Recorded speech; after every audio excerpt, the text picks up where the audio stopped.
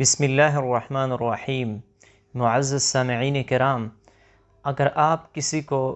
قرآن مجید ایصال ثواب کرنا چاہتے ہو یا نوافل پڑھ کے ان کا ثواب بخشوانا چاہتے ہو تو اس کا طریقہ، اس کی نیت اور کس طریقے سے آپ اسے بخشوا سکتے ہو، آج ہم اس کے بارے میں تفصیل سے بات کریں گے۔ سب سے پہلی بات آپ یہ ذہن میں رکھیں کہ ایصال ثواب یہ کرنا جائز ہے یا نہیں۔ تو اس حوالے سے جو اکثر علماء کرام ہیں، فقہاء کرام ہیں، وہ یہ فرماتے ہیں کہ ایصال ثواب کرنا جائز ہے، یعنی اگر آپ کسی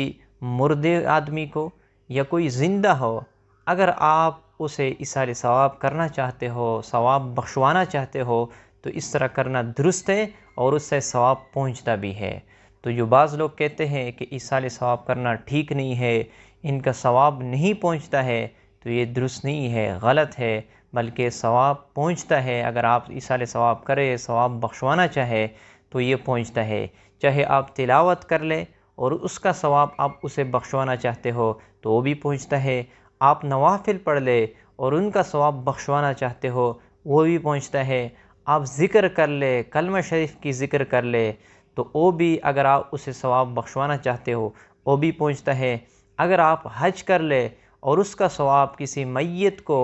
آپ بخشوانا چاہتے ہو تو وہ بھی جائز ہے۔ تو یاد رکھنا کہ ایصال ثواب کرنا یہ درست ہے اور جائز ہے۔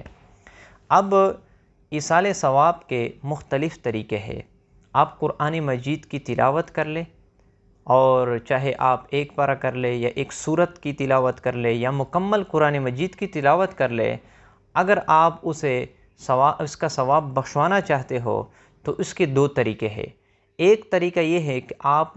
قرآن مجید شروع کرنے سے پہلے، آپ نے ابھی تک تلاوت اس کی نہیں کی ہے، تو آپ سب سے پہلے یہ نیت کر لیں کہ میں یہ قرآن مجید کی جب اب تلاوت کروں گا ان کا سارا ثواب فلاں آدمی کو میں بخشوانا چاہتا ہوں۔ یہ نیت کر لے یا یہ کر لے دعا کی صورت میں کہ اللہ میں جتنے بھی قرآن مجید کی تلاوت کرتا ہوں، مکمل قرآن مجید کی یا ایک سورت ہو یا ایک پارہ ہو، ان کا سارا ثواب فلاں آدمی تک آپ پہنچائے۔ تو آپ جتنا بھی جو ہے نا تلاوت کریں گے قرآن مجید کی ایک پارہ یا مکمل قرآن مجید، ان کا سارا ثواب فلاں آدمی کو پہنچ جائے گا۔ اور یاد رکھنا آپ محروم نہیں ہوں گے۔ بعض لوگ یہ کہتے ہیں کہ جب آپ یہ کہے کہ یہ سارا ثواب فلاں آدمی تک پہنچے تو اس سے آپ محروم ہو جاتے ہیں، نہیں، بلکہ جتنا ثواب اس کو ملے گا اتنا ثواب آپ کو بھی ملے گا۔ تو آپ جو ہے نا یہ بات ذہن میں نہ رکھے کہ مجھے کچھ بھی نہیں ملے گا، نہیں، بلکہ آپ کو بھی ملے گا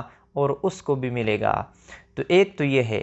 دوسرا یہ کہ اگر آپ نوافل پڑھ لے، 2 رکعت یا 4 رکعت یا 10 رکعت یا جتنا بھی تعداد ہو، تو اس کا بھی طریقہ یہ ہے کہ جب آپ نوافل مکمل کر لے تو اس کے بعد آپ یہ دعا کر لے کہ یا اللہ میں نے جتنی بھی نوافل پڑھ لیے ہیں فلاں آدمی تک ان کا ثواب اے اللہ پہنچا دے، میں ان کا ثواب فلاں آدمی تک بخشواتا ہوں یا فلاں آدمی کو میں بخشواتا ہوں، یہ آپ کر سکتے ہو۔ تو اس سے جو ہے نا جتنا بھی یہ ثواب ہے نوافل کا اس آدمی تک پہنچ جائے گا۔ تو یہ نفل نماز کا طریقہ ہے کہ اس کا ثواب اگر آپ میت کو یا کسی زندہ آدمی کو بخشوانا چاہتے ہو، یہ طریقہ ہے۔ اور دوسرا طریقہ یہ بھی ہے کہ آپ جو ہے نا 2 رکعت مخصوص نفل پڑھ لے اور سب سے پہلے یہ نیت کر لے کہ میں یہ 2 رکعت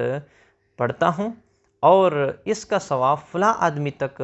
یا اللہ آپ پہنچا دے، یا اس کا ثواب فلاں آدمی کو میں بخشوانا چاہتا ہوں، پھر اس کے بعد جو ہے نا آپ نماز شروع کر لیں۔ تو یہ طریقہ بھی ہے ایصال ثواب کا، ثواب بخشوانے کا۔ اسی طرح اگر آپ مخصوص کوئی ذکر کر لے کلمہ شریف کا یا کوئی اور اس طرح جو ہے نا ذکر کر لے اور آپ اس کا ثواب کسی کو پہنچانا چاہتے ہو، بخشوانا چاہتے ہو، تو اس کا بھی طریقہ یہ ہے کہ آپ سب سے پہلے اس جو ہے نا ذکر کر لے، مثلا کلمہ شریف کا آپ نے 1000 مرتبہ جو ہے نا لا الہ الا اللہ کا ورد کی یا 5000 مرتبہ لا الہ الا اللہ کا ورد کی، اس کے بعد جو ہے نا آپ یہ نیت کر لے یا یہ دعا کر لے کہ یا اللہ میں نے جتنا بھی ذکر کر لیا ان کا سارا ثواب فلاں آدمی تک پہنچائے، یا یہ کہے کہ میں ان کا سارا ثواب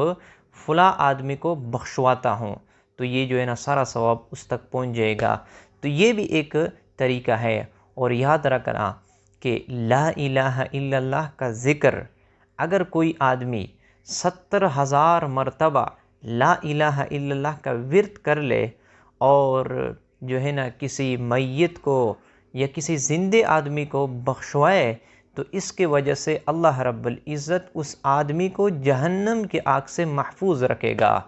تو یہ 3 طریقے میں نے آپ لوگوں کے سامنے ذکر کر لیے۔ قرآن مجید کی تلاوت آپ کر کے ان کا ثواب بخشوائے، یا اس طرح نفل نماز پڑھ کے ان کا ثواب آپ بخشوائے، یا اس طرح ذکر کر لے اور اس کا ثواب آپ کسی زندے آدمی کو یا مردے آدمی کو بخشوانا چاہتے ہو، تو میں نے آپ لوگوں کو تفصیل کے ساتھ بتا دیا کہ کس طرح جو ہے نا ثواب بخشوایا جاتا ہے، کس طرح ایصال ثواب کی جاتی ہے۔ تو مجھے امید ہے آپ لوگوں کو سمجھ میں آ چکا ہوگا۔ اگر کوئی بھی مشکل ہو، کوئی بھی سوال ہو، تو آپ ضرور پوچھیں، کومنٹ باکس میں آپ ضرور سوال کر لیں۔ انشاءاللہ میں کوشش کروں گا ان سوالاتوں کا جواب دینے کا۔ تو مجھے خاص دعاؤں میں یاد رکھنا۔ اللہ تعالی ہمیں اس پر عمل کرنے کی توفیق عطا فرمائے۔